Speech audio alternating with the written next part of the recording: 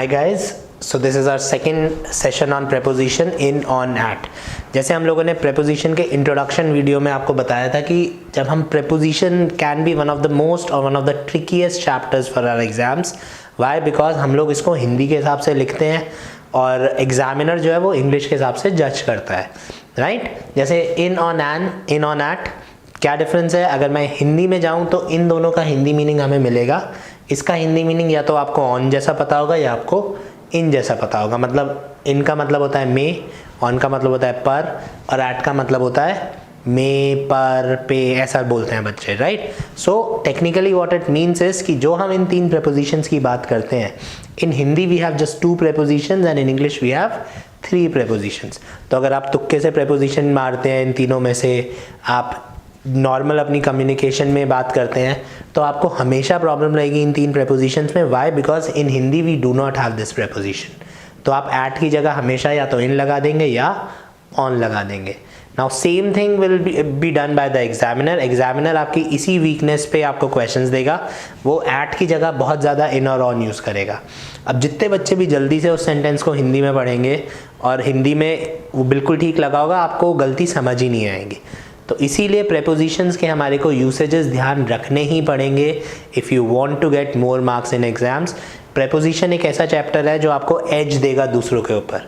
Y? Because of this very reason कि 80% बच्चे या तो रट के जाते हैं, रटने वाले एग्जाम में क्वेश्चन आने बंद हो गए हैं, उसके भी एक्सेप्शंस आने लगे। तो प्रेपोजिशन समझना बहुत ज़रूरी है, be it exams, be it spoken English, be it sounding good. आप बहुत अच्छा साउंड करेंगे उसके बाद। सो हमने in on at for place कर चुके हैं, उसका लिंक आपको अभी मिल जाएगा इस वीडियो में। Now we'll talk about in on at for time. फिर रिपीट कर रहा हूँ, प्रेपोजिशंस को 3 कैटेगरीज में डिवाइड करना ज़रूरी है, टाइम, लोकेशन और मिसलेनियस। सो अब जो हमने लोकेशन की बात करी थी और टाइम की बात करेंगे, हो सकता है मीनिंग बदल जाए। So for time how we go about it is, in is used for large times जैसे कि months, years etcetera. On is used for days and dates, and at is used for clocks time, घड़ी का time. सो अगर आपको, अब ये मैं नहीं कह रहा हूं कि जब भी घड़ी का टाइम होगा एट आएगा। मैं क्या कह रहा हूं कि एग्जाम में अगर आपको इन, ऑन और एट में से पिक करना है तो आप इस डिफ्रेंसिएशन पे पिक करेंगे, राइट? सो प्रेपोजिशंस के लिए जो हमारे अगेन इंट्रोडक्शन वाले प्रेपोजिशन में हमने आपको एक लिस्ट दी थी, वो लिस्ट बहुत इंपॉर्टेंट है। उसमें आपको सारे कंफ्यूजिंग प्रेपोजिशंस मिलेंगे जो एग्जाम्स में बहुत आते हैं। आपको उनके मीनिंग्स में डिफ्रेंसिएशन करना है। आपको एक सिंगल प्रेपोजिशन से प्रेपोजिशन सॉल्व नहीं होगा एग्जाम में। तो आपको कि या अगर ये दोनों मीनिंग्स आते हैं, ये दोनों प्रेपोजिशंस आते हैं, मीनिंग सेम है, तो क्या फ़र्क है वो पता होना बहुत ज़रूरी है। वो जितने ज़्यादा आपको पता होंगे उतना हमारे लिए अच्छा है। तो एक तो आप वो लिस्ट डाउनलोड करके रखिए, टिक करते रहिए आपने कौन कौन से प्रेपोजिशंस कर लिए हैं। अभी हम स्टार्ट ही कर रहे हैं बट वो काफ़ी सारे प्रेपोजिशंस हैं, राइट? सो वापस आते हैं क्लास पे। सो इन यूज़ होगा मंथ्स और ईयर्स के लिए, ऑन यूज़ होगा डेज और डेट्स के लिए, और एट यूज़ होगा क्लॉक्स टाइम के लिए। सो he was born in March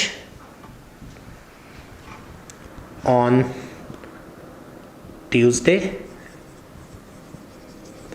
at 8 o'clock। तो एग्जामिनर अगर इन तीनों में से आपको कहीं भी क्वेश्चन देता है तो मार्च क्योंकि महीना है तो आपने इन लिख दिया, दिन ऑन लिख दिया, टाइम एट लिख दिया। इसके आगे अगर आप डेट लिख देते हैं, वो कहता कि 8 मार्च, तो 8 से पहले वापस आप क्या लिख देते, ऑन 8 मार्च हो जाता क्योंकि वो तारीख हो जाती, राइट? तो तारीख और दिन से पहले ऑन, महीने और साल से पहले इन, और घड़ी के टाइम से पहले at. This is one of the very basic difference between in, on, at. अब इसके बाद नेक्स्ट पॉइंट जो आता है हमारा, जो थोड़ा सा और इम्पोर्टेंट पॉइंट है, that is parts of the day. Normally इसके साथ हम लोग इन यूज़ करते हैं विद सम वेरिएशंस। सो इसको हम बात कर लेते हैं। पहले मैं पार्ट्स ऑफ द डे लिख लेता हूँ। मॉर्निंग, नून, आफ्टरनून, इवनिंग, नाइट, मिडनाइट। तो ये हमारे पास 6 पार्ट्स ऑफ द डे हैं जो सबसे कॉमन होते हैं। तो पार्ट्स ऑफ द डे क्योंकि बड़ा लॉन्गर पीरियड है इसलिए हम इसके साथ क्या प्रेफर करते हैं, इन। सो मॉर्निंग के साथ आएगा इन द मॉर्निंग, आफ्टरनून के साथ आएगा इन द आफ्टरनून, इवनिंग के साथ आएगा इन द इवनिंग, नाइट के साथ एट और इन दोनों आएगा, मिडनाइट और नून की अगर हम बात करें तो एट। सो अब ये ऐसा क्यों है, let's just try and figure it out. हम लोग हर बुक में लिखा होता है कि पार्ट्स ऑफ द डे के साथ आना है इन, लेकिन कुछ पार्ट्स ऑफ द डे ऐसे होते हैं जिनके साथ इन की जगह एट आ जाता है। तो सबसे पहले दो की बात करते हैं, नून और मिडनाइट। नून क्या होता है, दोपहर के 12 बजे, 11:59 हो या 12:01 हो, आपको नून नहीं बोलेंगे उसको। 11:59 इज मॉर्निंग, 12:01 इज आफ्टरनून। तो ठीक 12 बजे इज नून। तो 12 बजे क्या हो गया या नून क्या हो गया, घड़ी का time. Same is with midnight, ठीक रात के 12 बजे इज कॉल्ड मिडनाइट। तो midnight is also clocks time. तो इसलिए नून और मिडनाइट के साथ हम लोग क्या यूज़ करते हैं, हम लोग यूज़ करते हैं एट। वेराज जब मैं नाइट पे आता हूँ तो एट और इन ये थोड़ा सा ट्रिकी है, ये थोड़ा सा डिफ़िकल्ट वाले क्वेश्चन में जाएगा, तो आपको ध्यान रखना पड़ेगा। I study at night and I studied या study in the night, right. So at night और इन नाइट में फ़र्क क्या होता है, एट नाइट होता है एनी नाइट या जनरल नाइट, हर रात, और इन द नाइट होता है वन नाइट, एक किसी रात की जब आप बात करेंगे। So this is one thing that I need to remember, at night is called this is something we need to remember, at night is हर रात and in the night is एक रात। तो इन दोनों के डिफ्रेंसिएशन में आपका टेंसेस बहुत इंपॉर्टेंट हो जाता है। अभी अभी हमने प्रेजेंट और पास्ट टेंस खत्म करे हैं, जो आपको again you will get the link. But अब मैं पढ़ता हूँ, study is simple present tense, which means ये सेंटेंस मुझे बता रहा है कि मैं रोज पढ़ता हूँ। रोज पढ़ता हूँ तो मैं किस चीज़ की बात कर रहा हूँ, जनरल नाइट की। तो I study in the night और एट नाइट में ये वाला ठीक हो जाएगा, ये वाला गलत हो जाएगा, right. So this is our point 1। सो अगर मुझे इन द नाइट लिखना है तो मुझे एक रात की बात करनी पड़ेगी। एक रात की बात मैं कैसे करूँगा, जब मैं यहाँ पे I studied in the night बोलूँ। सो यहाँ पे हमारा टेंसेस से क्वेश्चन आराम से सॉल्व हो जाएगा। तो ये प्रेपोजिशन का ये वाला जो क्वेश्चन है ये टेंसेस में आता है। तो एट नाइट इज हर रात, इन द नाइट इज एक रात। मैं रात को पढ़ता हूँ, आई स्टडी एट नाइट। कल रात में पढ़ा, I studied in the night. कल रात में 3 बार सो के उठा, कल रात में 3 बार उठा, कल रात में 2 बार उठा, लास्ट नाइट में इतनी बार हुआ, तो इन the night, in the night, in the night. और मैं हर रात को ऐसा करता हूँ at night. So at night means every night and in the night means one night. So this is one question, an important question in fill in the blanks, in the night and at night. अब इसके बाद थोड़ा सा prepositions में vocab का question आता है। We have 2 words, dusk, dawn. Now dusk and dawn are basically, dusk होता है sunset और डॉन होता है सनराइज। तो डस्क एंड डॉन जो है अगेन ये हमारे को क्या बात करते हैं, घड़ी का टाइम। अगर आप अखबार देखेंगे, आप अभी अपना गूगल वेदर ऑन कर रही है तो आपको सनराइज और सनसेट का एक स्पेसिफिक टाइम मिलेगा कि आज सनसेट होगा 6:59 पे, आज सनराइज हुआ था 5:40 पे। तो sunset and sunrise also have a specific time. ये कोई बहुत बड़ा टाइम जोन नहीं है। तो this is a specific time, this is a clocks time. इसलिए डस्क, डॉन या फॉर दैट मैटर अगर मुझे सनसेट सनराइज एग्जाम में मिलता है तो भी मेरे को एट लिखना पड़ेगा, at dusk and at dawn. तो हमारे को at dusk and at dawn, that is sunset and sunrise. So ये हमारा बेसिक डिफ्रेंसिएशन है जब मैं इन ऑन एट टाइम के लिए यूज़ करूँगा। हमारे को महीने, साल और पार्ट्स ऑफ द डे के लिए इन प्रेफर करते हैं, दिन और डेट्स के लिए ऑन आता है, घड़ी के टाइम के लिए एट आता है। अब एग्जामिनर इसमें बस हमें थोड़ा सा कंफ्यूजिंग या थोड़ा सा मुश्किल वर्ड देगा। अगर आप डस्क और डॉन का मीनिंग भूल गए तो आप एग्जाम में कंफ्यूज हो जाएंगे। एट नाइट और इन नाइट ऐसा क्वेश्चन है जो एग्जाम में बहुत आता है। उसके बाद नून और मिडनाइट जो है, ये क्योंकि घड़ी का टाइम है इसलिए हम इसके साथ एट लिखते हैं, इसके साथ इन नहीं लिखते। So now let's talk about some basic errors या बेसिक क्वेश्चंस या कंफ्यूजिंग क्वेश्चंस जो एग्जामिनर देगा। अब बहुत सारे तरीके से वो सेंटेंस बना सकता है। आई विल सी हर, ये एक बहुत ज़्यादा रिपीट होता है क्वेश्चन आजकल। सी का मतलब केवल देखना नहीं है, मैं उसको देखूंगा नहीं। सी का मतलब मिलना भी होता है। तो आई विल सी हर का मतलब ये भी हो सकता है मैं उससे मिलूंगा। अगेन आपको ऊपर लिंक में नॉन कंटिन्यूअस वर्ब्स मिलेगा जहाँ पे हमने इसके बारे में बात की है। तो I will see her dash Sunday. अब अगर मैंने यहाँ संडे लिखा और डैश लिख दिया, अब इन ऑन एट में से क्या आएगा? अगर मेरे को एग्जामिनर ने 3 ऑप्शंस दिए हैं, इन, ऑन और एट, तो डेज के साथ क्या आता है? ऑन। मेरा आंसर हो जाएगा यहाँ पे ऑन। अब मैंने यहाँ पे मॉर्निंग लिख दिया, अब वापस क्या है? क्योंकि दिन है, तो मेरा आंसर रहेगा ऑन। लेकिन अगर एग्जामिनर यहाँ पे डैश कर देता है और फिर द मॉर्निंग लिखता है, तो डैश द मॉर्निंग, तो अब हमारा क्योंकि मॉर्निंग आ गया, on Sunday in the morning, right. तो कहां पर फिल इन द ब्लैंक है, दैट बिकम्स वेरी इंपॉर्टेंट जब हम प्रेपोजिशंस की बात करते हैं।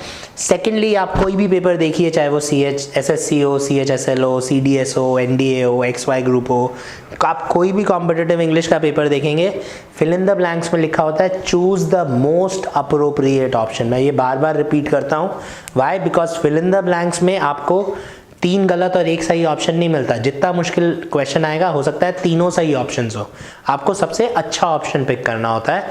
द मोस्ट सूटेबल ऑप्शन लिखा होता है आपके क्वेश्चन के इंस्ट्रक्शंस में, राइट ऑप्शन नहीं लिखा होता, तो सबसे सूटेबल ऑप्शन, राइट। तो यहाँ पे ऑन आया और यहाँ पे इन आया। अब इसी तरह से एग्जामिनर दूसरा क्या दे सकता है? ऑन दिवाली और एट दिवाली। अब अगर मैं स्पोकन इंग्लिश बोलूँ, हिंदी के हिसाब से बोलूँ, तो इन दोनों में फ़र्क नहीं है। लेकिन जैसी एग्जाम में उसने डैश दिवाली दिया और आपको ऑन दिवाली और एट दिवाली ऑप्शन दे दिया, तो क्या फ़र्क होगा? Any idea? So on Diwali हो गया डेज, तो दिवाली कितने दिन आती है? 1 दिन आती है। तो अगर आप दिवाली वाले दिन की बात करेंगे तो आप क्या बात करेंगे? ऑन दिवाली। और एट दिवाली आप क्या बात करेंगे? जब आप पूरी की पूरी छुट्टियों की बात करेंगे। आप दिवाली पे घर जा रहे हैं, मैंने सेंटेंस लिखा मैं दिवाली पे घर जाऊंगा, तो क्या आप दिवाली वाले दिन घर जाएंगे या दिवाली की छुट्टियों में घर जाएंगे? मैं होली पे घर जाऊंगा, तो जिस दिन लोग होली खेल रहे होंगे आप बस में बैठ के जा रहे होंगे। अगर आपने लिख दिया I will go home on Holi,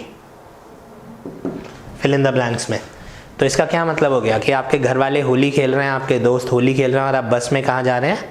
घर जा रहे हैं। तो आप होली नहीं खेल रहे हैं, होली वाले दिन आप बस में जा रहे हैं। और जैसे ही मैं इस ऑन की जगह एट लिख दूंगा, इसका क्या मतलब होगा? जैसे ही होली की छुट्टी पड़ेगी आप घर जा रहे हैं। हम दिवाली पे घर की पुताई करवाएंगे, right.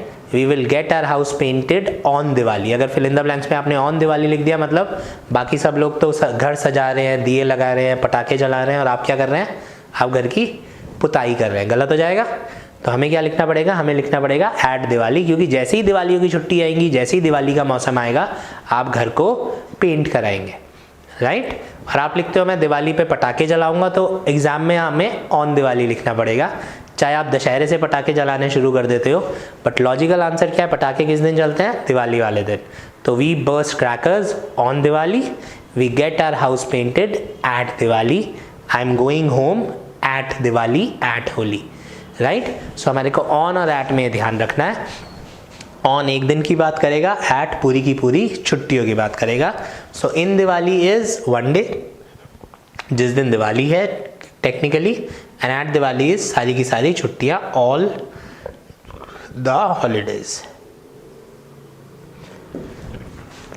Right. So this is another confusing question जो एग्जाम में आने लगा है आजकल। हमारे को ध्यान रखना है ऑन दिवाली और at Diwali, on Holi at Holi, on Christmas, at Christmas and so on.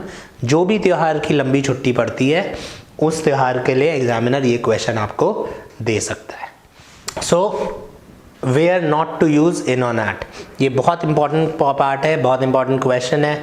आजकल बहुत सारे पेपर्स में तो नो प्रेपोजिशन या नन ऑफ दीज का ऑप्शन भी आने लगा है, बट अगर हमारे को नन ऑफ दीज का ऑप्शन नहीं भी आता तो हमें पता होना चाहिए कि इन ऑन एट कहाँ पे नहीं लग सकता। तो जब मैं ऑप्शन देखूंगा, मान लीजिए मेरे को इन, ऑन और दो ऑप्शंस और है, हिंदी के हिसाब से इन उसमें ठीक फिट बैठ रहा है, लेकिन अगर मेरे वो इस कंडीशन में है तो मुझे पता चल जाएगा कि इन तो आ नहीं सकता। एग्जामिनर ने केवल मुझे वो कंफ्यूज करने के लिए दिया हुआ है क्वेश्चन। सो हमारा रूल क्या होता है, इन और at are only used for specific places और टाइम। अब सबसे पहले तो इस एक्सेप्शन का जो कनेक्शन है हमारे पिछली प्रेपोजिशन की क्लास से जुड़ा हुआ है। अगेन मैं रिपीट करूंगा कि इन और नैट आप दोनों क्लासेस साथ में देखिएगा, हम ऊपर लिंक हमने डाल दिया है आई बटन में हमारी फर्स्ट इन और नैट की क्लास का। तो you will have to finish both the classes if you want to complete in और नैट, राइट। सो अब एक्सेप्शन क्या है कि अनस्पेसिफिक लोकेशंस के साथ नहीं आएगा। यहाँ पे अनस्पेसिफिक लोकेशन का मतलब होता है वो जगहें जो एक से ज़्यादा नामों के लिए यूज़ हो सकती हैं, या वो वक्त, वो टाइम जो एक से ज़्यादा दिन के लिए यूज़ हो सकता है। तो पहले हम टाइम की बात कर लेते हैं। मंडे, मंडे केवल मंडे को आएगा, बहुत सारे मंडेज हो सकते हैं, लेकिन आप ट्यूसडे को मंडे नहीं बोल सकते। लेकिन जैसे ही मैं येस्टरडे बोलता हूँ, अब येस्टरडे किसी को भी बोला जा सकता है। अगर आज संडे है तो येस्टरडे सैटरडे हो गया, अगर आज सैटरडे है तो येस्टरडे फ्राइडे हो गया, अगर आज फ्राइडे है तो येस्टरडे थर्सडे हो गया। तो नो इन ऑन एट, तो ऐसे शब्दों के साथ इन ऑन एट नहीं लग सकता। तो येस्टरडे, टुडे, टुमारो। इसके बाद अगर examiner this morning, that morning, इसके बाद लास्ट मंथ, नेक्स्ट मंथ, इस तरीके के वर्ड्स लिखता है जो एक से ज़्यादा दिनों के लिए या महीनों के लिए या सालों के लिए यूज़ हो सकते हैं, तो वहाँ पर इन ऑन एट नहीं आएगा, कोई और प्रेपोजिशन आ सकता है, बट इन ऑन एट हमें अवॉइड करना है। So I will meet him dash next year. तो अब यहाँ पे अगर एग्जामिनर ने इन ऑन एट में से कुछ भी लगा दिया तो वो क्वेश्चन गलत हो जाएगा। इन नेक्स्ट ईयर भी गलत है, ऑन नेक्स्ट ईयर भी गलत है, और एट नेक्स्ट ईयर भी गलत है। इसके अलावा कोई भी प्रेपोजिशन आ सकता है, वो ग्रेजुअली आपको पता चलता रहेगा जैसे जैसे हम और प्रेपोजिशंस करेंगे। तो जब हम टाइम की बात करते हैं तो इस तरीके के टाइम के साथ इन ऑन एट नहीं लगेगा, ये आपको याद रखना है।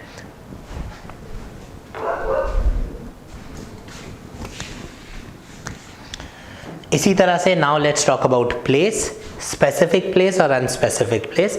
अनस्पेसिफिक प्लेस वो होगी जो एक से ज़्यादा अलग अलग तरीके की जगहों के लिए यूज़ हो पाएगी। अलग अलग तरीके मैं वापस इसलिए बोल रहा हूँ, जब मैं प्लेस की बात करता हूँ स्पेसिफिक, अनस्पेसिफिक। अब हमने स्पेसिफिक प्लेस के लिए यूज़ किया से Delhi. Delhi is a specific place, but city is also a specific word. Why? Because आप शहर को ही सिटी बोलेंगे, गांव को सिटी नहीं बोल सकते। मतलब मैं अपने गांव को विलेज बोलूंगा, मैं अपने गांव को सिटी नहीं बोलूंगा, राइट। तो सिटी भी क्या है, एक स्पेसिफिक वर्ड है।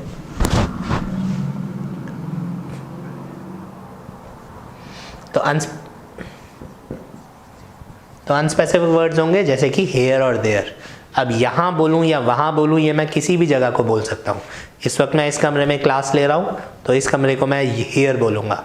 मैं देहरादून से हूँ तो मैं अपने दोस्त को बोलूँगा यार यहाँ अभी भी सर्दियाँ चल रही हैं, तो मैं यहाँ देहरादून के लिए भी बोल दिया। मेरा दोस्त अमेरिका में बैठा है, मेरा दोस्त दिल्ली बैठा है, मेरा दोस्त बिहार बैठा है, आप यूपी में बैठ के मेरा सेशन देख रहे हैं, तो मैं पूछूँगा वहाँ मौसम कैसा है। तो आप यूपी के किसी भी शहर में हो, किसी भी गांव में हो, मैं उसको क्या बोल रहा हूँ, वहाँ। How is the weather there. So here और देयर ऐसे दो शब्द हैं जो किसी भी जगह के लिए यूज़ हो सकते हैं, इसलिए इनके साथ प्रेपोजिशन नहीं आएगा। तो अनस्पेसिफिक हैं तो इन शब्दों के साथ नो, इन ऑन एट। इस तरीके के और शब्द क्या हो सकते हैं, upstairs. Now upstairs downstairs, uphill, downhill,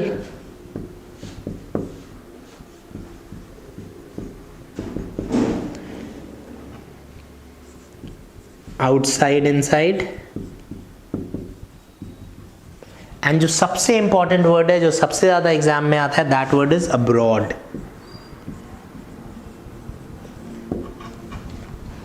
abroad इसलिए इंपॉर्टेंट है क्योंकि ये आपको हिंदी में फंसाएगा। The moment you will think in Hindi, आपका क्वेश्चन गलत होता रहेगा। सो अब्रॉड के लिए हमारे को अलग से याद रखना है कि मैं आप जो सेंटेंसेस लिखूंगा, अगर आप उसको ट्रांसलेट करेंगे तो आपको गलत लगेंगे, लेकिन इंग्लिश में अब्रॉड के साथ प्रेपोजिशन नहीं आता। सो ही lives abroad, he is abroad।